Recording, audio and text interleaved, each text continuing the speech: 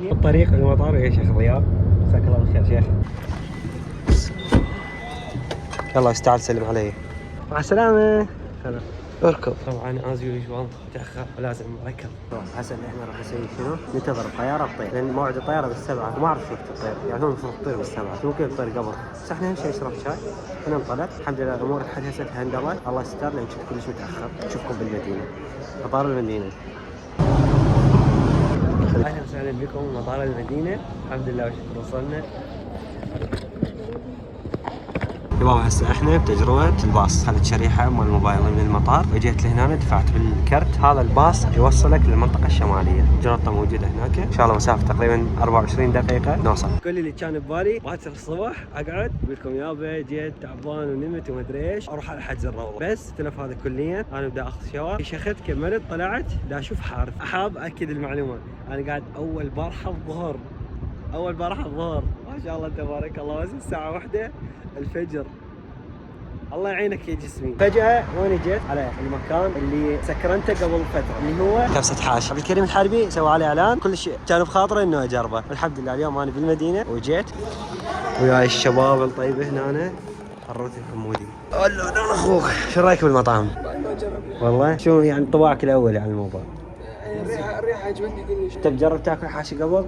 انت؟ لا والله انا هذه تجربتي الاولى. وليه؟ يعني ما يقول لي حاشي تستاهل تدز رابع 5 مرات. مو رابي ويا الحاشي. هذا الحاشي اليوم نزل فل ترتيب، نفس اللي شفته مع عبد الكريم ابو حمد. بدون لحوم لو شنو؟ مدفون. مدفون. يقول بدون لحوم، تقبلها؟ حياتي هذا الخير كليته هنا اللي جوا. شوفوا انا اخوك، انا باي بستمن اثر الخير كله مدفون يجوا. طعم والله راقي. تدري منو يستاهل المدح؟ الكريم الحربي. مشهور بالسناب شات، كان قناة بداية وهسه هو راعي رسمي برابط قناة الواقع، باعتبار انه داخل باسم كرم النخيل، يمثل اهل المدينة. الله فول ثقة والله، حيل ثقة. بس شوفوا لهاي اللقطة جيب على قولتهم دقوس، بس هو الاسم ثاني من قد ما يقولون دقوس نسيته. وصل تسوي هيجي حاشي، امورك طيبة بالعافية. هسه كملنا من المطعم الحمد لله بخير السلامة، امور كلش طيبة. اول تجربه الحاشي كانت تجربه ممتازه. مو شنو يعني؟ كله بفضل عبد الكريم الحربي. فضل الله ثم عبد الكريم الحربي. ثم عبد الكريم. انت ما اكلت؟ ما تحب تطلع؟ لا لك بعيد عن الشاشه. بس والله هذا المكان محظوظين به اهل المدينه. تخيل هذا لو يمنا بالعراق كبسه ولحم بلدي.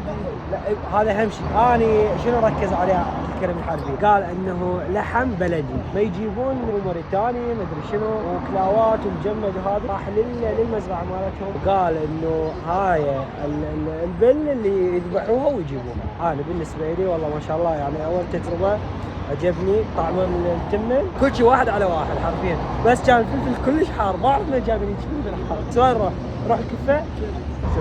خير مره انا ما عجبني هذا مليون، لكن حروث يريد يجربه فخلينا نروح عليه وشوف رايه به بالنهايه. حار قاعد يختار، بس شنو ما يريد القطره المفطره. يعني قهوه مفطره مقطره. مقطره. صلينا كملنا خلاص اول يوم، وخلصت الفعاليات مالته اللي هو اول ساعات حتى اول يوم، متوجهين الى الفندق عند ننام، نختم على هذا اليوم ان شاء الله بسلام. شوف شنو الفعاليات اللي تجينا بالايام الجايه. مع السلامه. لا تنسوا اللايك والشير والسبسكرايب.